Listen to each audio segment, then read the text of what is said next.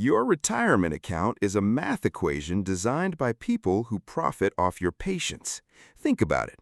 You drop $60 a day on a shared desk at a co-working space, chug a $4 cold brew at 6 in the morning to sync with East Coast market hours, and hand over 10% of your paycheck to an index fund. The financial system looks at your life and promises that by age 65 you will be a millionaire, but they leave out the fine print. They do not tell you that 40 years from now, $1 million will buy about as much as a used Honda Civic does today. They do not mention that the human body does not process dopamine the same way when you are staring down a nursing home allocation plan. The masses are trading their prime years for a statistical probability. It is an algorithmic trap. The real joke is that the people selling you the 40-year corporate climb do not play by their own rules. Look at the financial media ecosystem. The pundits telling you to skip your morning latte and build a legacy inside a spreadsheet do not make their money from compounding interest. They make their money by selling books, securing television syndication deals, and charging asset management fees on the capital you give them. They travel in private jets while teaching you how to budget for a used minivan. They are playing a high-leverage speed game while keeping you locked in a low-leverage time game. This is not a moral failure, it is a design feature. Human beings are hardwired to seek safety, and the corporate infrastructure exploitation model utilizes this biological vulnerability perfectly. You settle into your office chair, look at your Slack notifications, and feel a sense of progress because the screen flashes green. You're experiencing a systemic phenomenon known as operational blindness. You confuse the physical exertion of sitting through 6 consecutive Zoom calls with the actual generation of economic value. To break this loop, you have to look at wealth generation through the lens of evolutionary biology and raw mechanics. The economy does not reward hard work. The economy rewards leverage and scalability. If you sell your labor by the hour, your ceiling is capped by the rotation of the earth. There are only 24 hours in a day, and no amount of caffeine can alter that physical constraint. If you want to change the financial trajectory of your life, you have to stop thinking like an employee and start acting like an infrastructure engineer. Most people fail because they are trapped in a consumer loops paradigm. They wake up, check their email inboxes, browse through LinkedIn, and click buy on whatever targeted ad matches their exact demographic data point. They order dinner through an application on their phone, pay an inflated delivery fee, and think they're participating in the modern economy. They are not. They are the fuel for someone else's asset. Every single interaction you have with technology is a choice between being the entity that pays or the entity that collects. Look at how the human mind processes status. The average corporate worker collects a bonus check and immediately routes it toward a depreciating asset. They sign a lease on a new vehicle, buy a smartphone with a slightly faster processor, or book an all-inclusive vacation to post photos on a digital grid. This is a behavioral loop driven by the search for validation. You are trying to signal wealth to a social circle that is also drowning in debt. The system calls this the middle-class dream, but from a purely analytical standpoint, it is a negative yield liquidity crisis. One corporate restructuring or single-quarter market correction causes the entire structure to collapse into bankruptcy. The alternative is not to live in poverty. The alternative is to build an asymmetrical system. Think about the physical mechanics of a traditional business versus a scalable digital asset. If you open a physical franchise, you are bound by geography, local labor laws, real estate costs, and physical foot traffic. You are locked into a linear model. If you build a software application, an online database, or a distribution channel, the marginal cost of replication drops to zero. A line of code does not demand a health insurance package. A digital template can be downloaded 10,000 times in a single afternoon without your physical intervention. This requires a total cognitive restructuring. You have to look at every product you use and reverse engineer its business model. When you open an application, do not look at the user interface. Look at the payment gateway. Look at how they handle recurring subscriptions. Look at the distribution model. You need to shift your identity from someone who consumes value to someone who structures it. The primary obstacle to this shift is not information. You do not need another certification, a secondary college degree, or an expensive online seminar. The information required to build a scalable enterprise is currently sitting online for free. The obstacle is your relationship with time and discomfort. The human brain is an efficiency machine designed to conserve caloric energy. It will always choose the path of least resistance. It will choose the certainty of a bi-weekly paycheck over the high-variance return of an unproven business model, even if that paycheck guarantees long-term mediocrity. If you look at the individuals who hit legendary numbers before their hair turns gray, they do not follow standard operating procedures. They do not wait for the right market conditions or a convenient window in their calendar. They understand a fundamental law of execution. Speed beats perfection every single day of the week. The market does not care about your flawless business plan or your beautifully formatted presentation slides. The market only responds to functional infrastructure deployed into the wild. Think about how platforms like Instagram or Uber took over their respective industries. They did not launch with a flawless product. They launched with a dirty, high-friction prototype that solved a singular, acute pain point. They put it in front of users, collected raw behavioral data, and adjusted their trajectory on the fly. They shifted from their initial hypothesis to their actual monetization model because they let the market dictate the direction. If you are waiting for a perfect idea before you launch, you are using perfectionism as a defense mechanism against the fear of public failure. You also have to look at the concept of focus with absolute cynicism. The modern attention economy is organized to keep your mind fragmented. You have 20 browser tabs open, 3 different messaging apps pinging you simultaneously, and a task list that looks like a grocery store receipt. This is a state of artificial velocity. You are moving fast, but you are not traveling anywhere. The highest performing individuals do not run 20 projects simultaneously. They pick one highly leveraged bottleneck, apply an absurd amount of concentrated force until it breaks, and then automate the solution. They do not brag about how many hours they worked. They look at the net yield of their systems. Wealth generation is a cold process, not a sudden event. When you read a headline about a 24-year-old selling a software tool for $50 million, your brain registers it as a singular moment of luck. You see the press release, the wire transfer, and the celebratory social media post. What you do not see is the baseline process that made the event inevitable.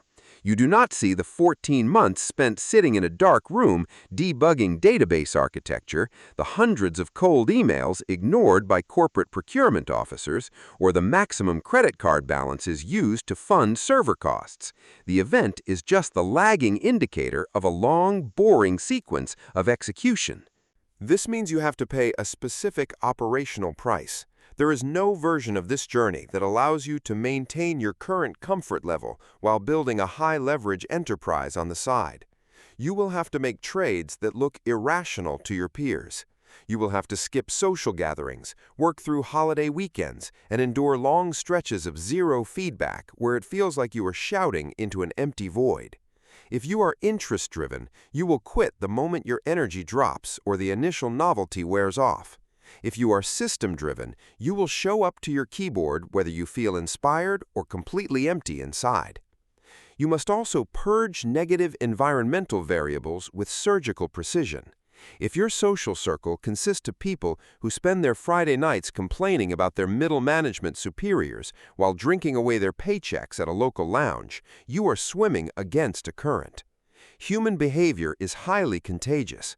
If you surround yourself with individuals who view the world through the lens of victimhood, your brain will subconsciously adopt their cognitive frameworks. You will start making excuses for your own lack of execution.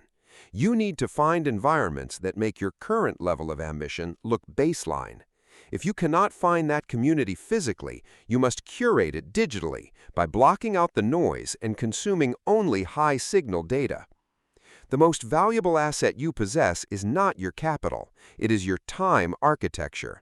The average individual treats time like an infinite resource, squandering hours on algorithmically generated entertainment loops, corporate theater, and meaningless debates online. A systems architect views time as non-renewable capital. Every hour you spend watching a streaming platform or scrolling through a short-form video feed is an hour you have traded away permanently. You're giving your limited attention span to a corporation that sells it to the highest bidder. If you redirect that exact same attention budget into building an automated asset, you create a system that pays you dividends for decades. This applies directly to how you handle human capital. If you try to scale an enterprise completely on your own, you will eventually hit a structural wall. You will become the administrative logjam in your own company. You will spend your day responding to basic customer service inquiries, fixing broken links, and managing invoicing errors. You have just built yourself a high-stress, low-security job where you are both the boss and the slave. To achieve true scale, you must build human resource infrastructure or automated delegation mechanics. You need to leverage other people's time, skills, and focus so your business can expand while you are completely disconnected from the daily operations. Look at how premier service organizations operate. They do not wait for customers to complain before they improve their systems. They treat every single user interaction as a data point to refine their machine. If a customer encounters a bug or experiences friction during onboarding, that is a design flaw in the code, not an isolated incident. You must structure your customer interaction channels so they operate with absolute precision. If a user needs assistance, they should not have to navigate a labyrinth of automated voice prompts or wait 3 business days for a generic response. High-retention businesses are built on immediate, high-fidelity solutions that turn an operational error into a customer retention asset. This requires a commitment to continuous informational updating. The strategy that got you out of the entry-level tier will not get you to the 7-figure mark. The skills required to build an initial product are completely different from the skills required to scale a distribution channel or manage a corporate portfolio. You must view your brain as software that requires regular patches and security upgrades. If you stop learning, your systems will become obsolete within 18 months. Read data sheets, study architectural breakdowns of successful companies, and constantly challenge your own assumptions. Do not read for entertainment, read for structural implementation. Ultimately, you are completely responsible for your current financial coordinates. The economy does not owe you a living, your employer does not owe you a promotion, and the government does not owe you a comfortable retirement. If you are stuck in a corporate cage, it is because you have accepted the terms of that cage in exchange for physical predictability. If you want to change the game, you have to change your underlying financial roadmap. Stop participating in the slow-motion wealth accumulation model designed for the compliance of the masses. Step onto the fast track, build systems that leverage modern technology, and take absolute control of your operational destiny. To translate these principles into absolute reality, you need to understand the mechanics of the market commandments. A business does not succeed because you are passionate about it. The market does not care about your childhood dreams or your personal fulfillment. The market is an indifferent sorting mechanism that matches capital with utility. If your enterprise violates the basic rules of scale, control, entry, need, and time, you are dead before you even open your laptop. Look at the commandment of entry. If any individual can start your exact business model in under 20 minutes by paying a small fee or clicking a single registration link, you have zero structural moat. This is the exact reason why model frameworks like standard dropshipping, basic affiliate marketing, and generic content creation have such high failure rates. When the barrier to entry is non-existent, the market is instantly flooded with low-tier competition. The margins drop to zero, advertising costs skyrocket, and you are left fighting over pennies. To build a fast-track asset, the entry barrier must be high. It must require technical skill, specialized knowledge, or a unique operational combination that cannot be duplicated with a simple template. If you choose a business model with low entry barriers, you are forced to be exceptional just to survive. You are playing on hard mode against millions of players globally.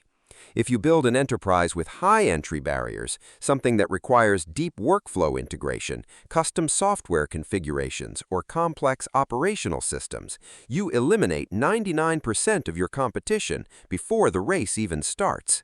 You want to look for opportunities where the average person quits because the initial setup looks too difficult or requires too much cognitive strain.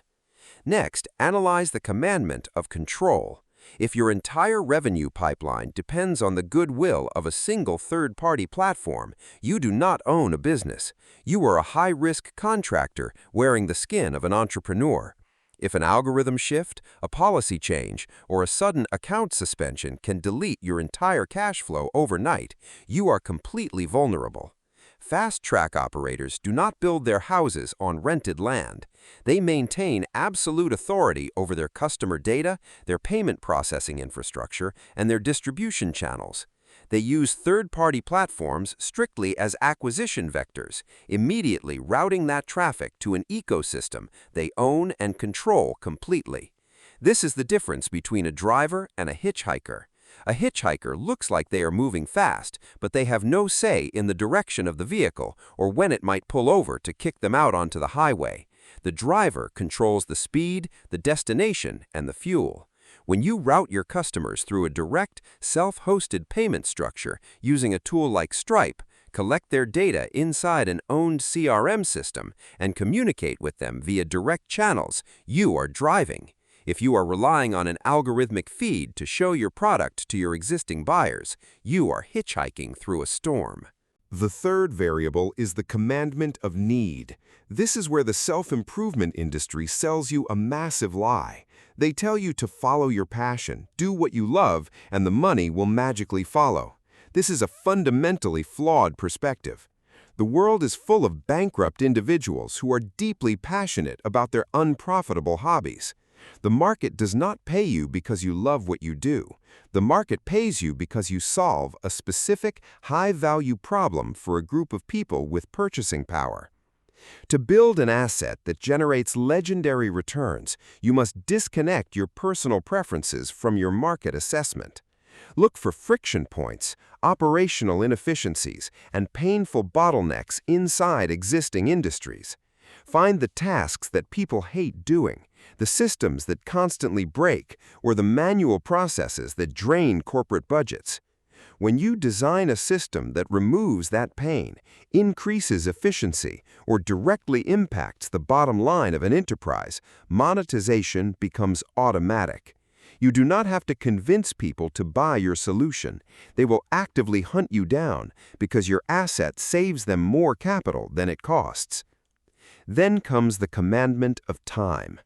If your business model requires your physical presence, your manual input, or your direct oversight to generate a single dollar, you have not built a fast-track enterprise. You have simply constructed a high-stress job where you cannot fire the boss. True financial independence requires an absolute decoupling of your income from your hour budget. Your systems must be engineered to operate asynchronously. They must process transactions, deliver value, and handle basic operations while you are entirely absent from the machine. Think about a productized digital asset versus a traditional services model.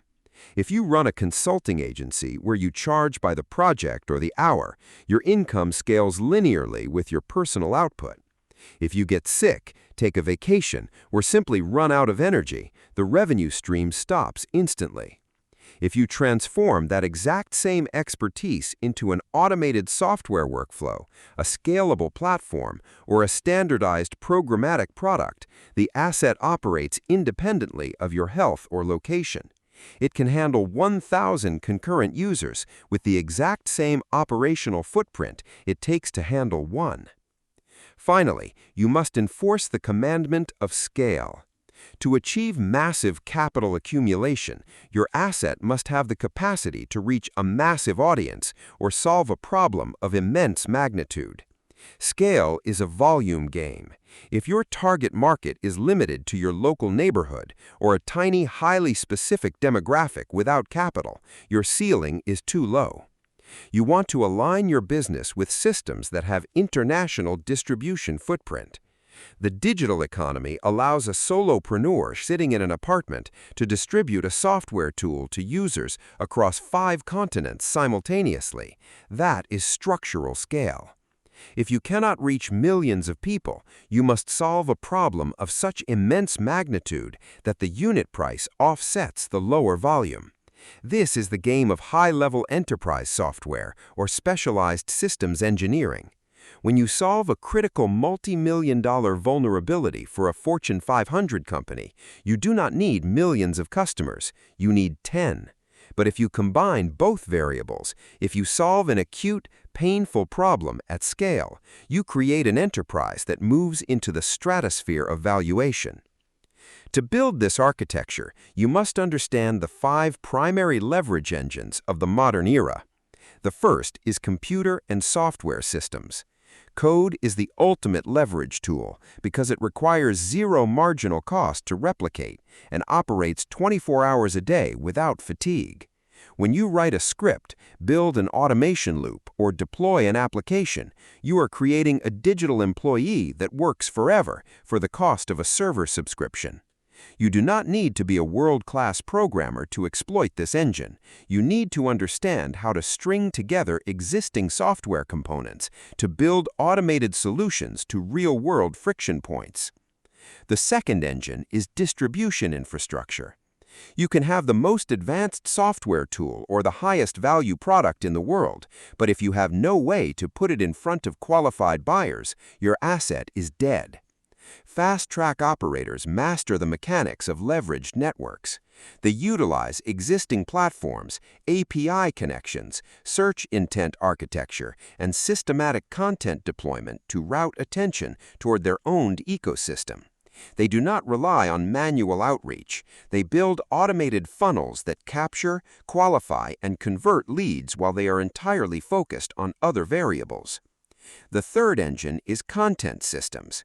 This is the process of transforming your internal knowledge, data, or operational frameworks into permanent digital assets that can be consumed asynchronously.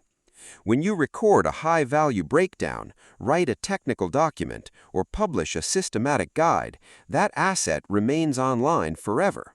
It acts as an automated authority builder that educates your market, handles objections, and sells your solution while your physical body is asleep. It allows you to deliver your highest value pitch to millions of people simultaneously without ever picking up the phone. The fourth engine is human resource architecture. While technology provides the foundation, scaling a massive enterprise eventually requires a team of specialized operators. The secret to this engine is not hiring more bodies to do manual labor. It is hiring high-level operators to manage your automated systems. You want to structure your company so that every human variable is bounded by a strict standard operating procedure. When you treat your team as components in an engineered machine, you remove the variance of human emotion and ensure consistent operational output. The fifth engine is rental systems. This involves acquiring or building assets that other entities paid to utilize over a set time window. In the physical world, this looks like commercial real estate or industrial equipment. In the digital fast track, this looks like software-as-a-service platforms, proprietary databases, or digital infrastructure where users pay a recurring monthly fee to maintain access to your machine. This is the ultimate form of predictable, high-margin cash flow, because the value is generated by the ongoing utility of the asset, not your daily personal labor. When you look at the landscape of modern corporate life through this lens, the reality is stark. The average worker is engaged in an unequal transaction. They spend 5 days a week navigating corporate politics, dealing with difficult managers, and staring at spreadsheets, all for the privilege of 2 days of artificial freedom on the weekend. They call this a stable career, but from a mathematical standpoint, it's a negative yield loop. You're selling 80% of your life to fund 20% of a compromised existence. The fast-track framework requires a complete reversal of this distribution. While you are building your infrastructure, you do not look for balance. You do not look for comfort. You accept a period of intense, concentrated execution where you give 7 days of focus for zero immediate return. You work your corporate job to fund your operational costs, and then you spend your nights and weekends building your asset. You treat your life as an engineering sprint, knowing that a few years of absolute dedication will buy you a lifetime of total autonomy. Once the machine is built, validated, and scaled, the math flips completely. You move into a state of structural freedom where your daily labor input drops to zero while your asset continues to generate yield 7 days a week. You are no longer trading your limited life energy for a survival stipend. You have built an engine that detaches your wealth from your clock, allowing you to exist on your own terms while the masses remain locked in the 40-year corporate simulation. This transition is not a matter of luck, inspiration, or sudden breakthroughs. It is a matter of ruthless, daily execution. You have to audit your life right now. Identify every single consumer behavior pattern that is draining your energy and capital, and systematically replace it with a producer mindset. Stop looking at the surface of the economy and start engineering the infrastructure underneath. The system is counting on your compliance. Break the algorithm, build your machine, and take absolute ownership of your life. To make this transformation functional, you must start with a brutal assessment of your daily micro-habits. Look at what happens the exact moment you open your eyes in the morning. The average corporate employee reaches for their phone, silences an alarm, and immediately opens an application designed to harvest their attention. They scroll through email headers, check internal messaging channels, and let external demands dictate their neurological state before they have even stood up. This is an operational submission. You are training your brain to react to other people's priorities instead of executing your own strategy. A fast-track operator treats the first 60 minutes of the day as a high-value focus block. They do not consume data, they produce it. They review their system architecture, write promotional copy, optimize conversion funnels, or audit their infrastructure costs before the rest of the corporate ecosystem has even started their morning routine. They understand that cognitive clarity is a finite asset that depletes with every single decision made throughout the day. If you spend your highest leverage brain cycles responding to trivial requests from your manager or browsing social updates, you are donating your best strategic energy to someone else's balance sheet. Think about the physical realities of the corporate workspace. The open-floor office model, the continuous stream of notifications, and the culture of immediate availability are explicitly engineered to destroy deep, analytical focus.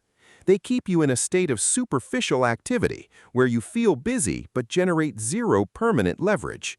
Every time you are interrupted by a notification or a casual request for a quick synchronization meeting, your brain takes an average of 20 minutes to recover its original cognitive depth. If you allow your schedule to be fragmented by these continuous interruptions, you are effectively operating at half your mental capacity. To counteract this systemic drag, you must implement strict operational boundaries. You must treat your focus time as a non-negotiable asset. Turn off all real-time push notifications across your devices. Route all asynchronous communication through specific, batched check-in windows. Train your team and your peers to understand that immediate response is not an indicator of performance, but a symptom of chaotic time management. When you protect your cognitive environment with this level of intensity, you create the quiet space necessary to build complex, high-yield digital structures. Let us analyze the mechanical breakdown of transitioning from an employee structure to an autonomous systems framework. Most people assume they need to quit their corporate role immediately to find the time required to build an enterprise. This is an unnecessary operational risk that usually leads to panic-driven decision-making. When you cut off your primary source of cash flow without an established system, your survival instinct kicks in. You start taking low-margin freelance projects, chasing immediate short-term payouts, and building a chaotic consulting business that relies entirely on your manual hours. You have not built freedom, you have just changed your boss. The optimal strategy is to use your corporate income as a venture capital fund for your infrastructure development. Your salary pays your baseline living expenses, covers your health infrastructure costs, and funds your initial software stack. Your job is not your career. It is the silent angel investor in your digital asset company. When you shift your perspective to this framework, the emotional drain of corporate politics disappears. You no longer care about the quarterly performance review or the internal ladder climb, because your true metric of success is the daily growth of the asset you own completely. This requires you to run a parallel schedule that looks completely insane to the average consumer. You wake up at 5 in the morning to get 2 hours of high-leverage building done before your corporate login sequence begins. You use your lunch hour not to socialize in the corporate break room over free stale donuts, but to review user feedback data, optimize your ad creative, or audit your database performance. When the corporate day concludes, instead of collapsing onto the couch to watch hours of algorithmically curated streaming content, you open your system dashboard and execute your evening building sprint. This lifestyle is not sustainable forever, nor should it be. It is a time-bound engineering sprint designed to cross the chasm between linear labor and exponential systems leverage. You are running a high-intensity engine for a defined window, 6, 12, or 18 months, until the recurring revenue generated by your automated asset consistently outpaces your net cash flow of your day job. At that precise mathematical inflection point, you execute your exit strategy from the corporate structure, not out of emotional frustration, but as a cold, calculated human capital allocation. When you begin engineering your digital asset, the temptation will be to build something highly complex that showcases your entire skill set. This is a fatal execution error, known as feature creep.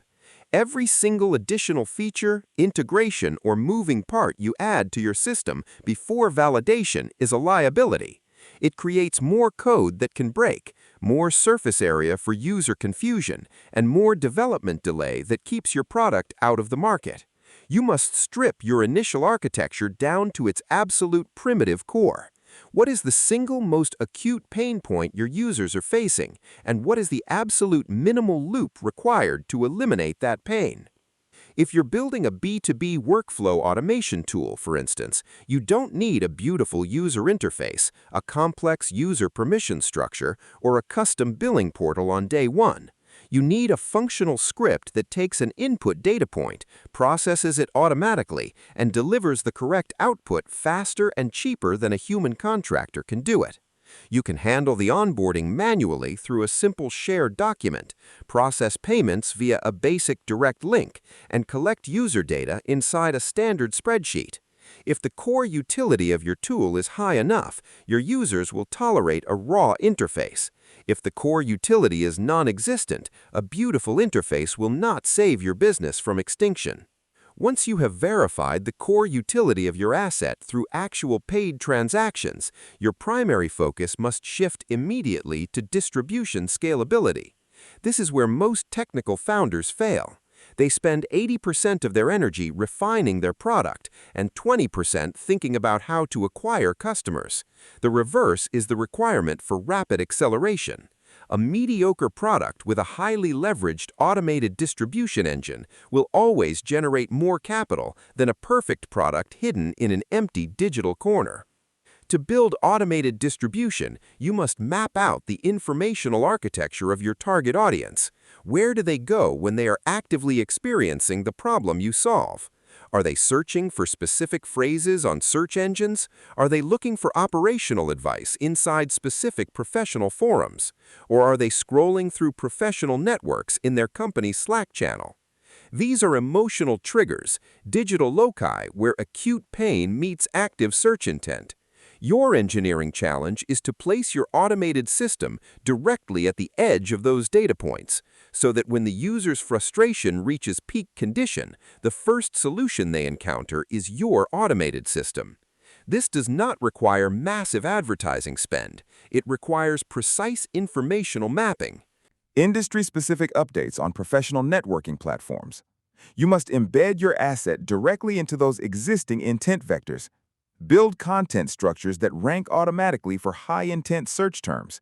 Engineer programmatic landing pages that match specific search queries, or build software integrations that place your tool directly inside the marketplaces of the platforms your clients already use every single day. When a user enters your acquisition pipeline, every step of their journey must be engineered to remove friction and drive conversion without your physical intervention. The onboarding sequence must be completely self-service. The user should be able to authenticate their account, connect their data sources, and experience the first instance of value generation within 3 clicks. If your onboarding requires a human salesperson to hop on a coordination call to explain how the system works, you have built a human bottleneck into your scaling engine. You must use interactive tooltips, automated video walkthroughs, and contextual error handling to guide the user through the setup process completely autonomously. As your user base expands, you will inevitably encounter the challenges of operational infrastructure scaling. This is where the commandment of control becomes highly tactical. You must ensure that your system architecture is built on elastic, modular foundations that can handle sudden spikes in volume without degradation of service or catastrophic cost inflation. Document your codebase, structure your automation protocols with absolute clarity, and build internal monitoring dashboards that alert you to system errors before your users even realize a breakdown has occurred. Simultaneously, you must treat your payment processing and financial infrastructure as a core strategic asset. Do not delegate your transaction flows to a singular aggregated marketplace that holds your funds for weeks or charges exorbitant processing fees. Build a direct integration with an enterprise-grade processing system that gives you instant liquidity, advanced fraud mitigation, and absolute ownership over your subscription billing metrics. Monitor your customer churn rates, your lifetime value allocations, and your acquisition costs with the same precision that a medical professional monitors a patient's vital signs. If your acquisition cost exceeds the lifetime value of a user, your system is consuming more energy than it produces, and you are accelerating toward a structural wall. To prevent this decay, you must constantly optimize your retention loops.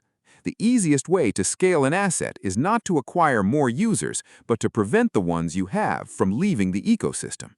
Build features that increase in value the more the user interacts with the system.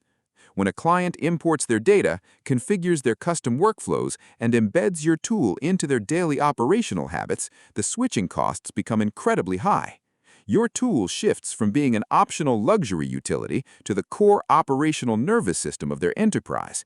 At that point, your recurring subscription revenue becomes functionally permanent. As the capital generated by your digital machine begins to accumulate, you must resist the consumer urge to inflate your personal lifestyle. Do not upgrade your apartment, do not purchase luxury apparel, and do not buy depreciating status assets to prove to your corporate peers that your side project is working. This is a critical liquidity trap. Every dollar you extract from your business during the acceleration phase to fund personal consumption is a dollar removed from your operational leverage. Treat your personal consumption lifestyle as a fixed data point and route 100% of your excess cash flow back into your system's infrastructure. Use that capital to hire specialized engineers to optimize your code, fund more aggressive acquisition funnels, or buy out competing micro-assets in your market. Your ultimate goal is to achieve total structural decoupling. You want to reach a coordinate where your business can survive and expand even if you completely remove your cognitive input for months at a time. This requires you to transition from a systems builder to a systems governor. You write the high-level policy guidelines, configure the strategic boundaries, and review the macro performance data, while the automated software loops, the standardized team protocols, and the distribution channels execute the daily operational mechanics.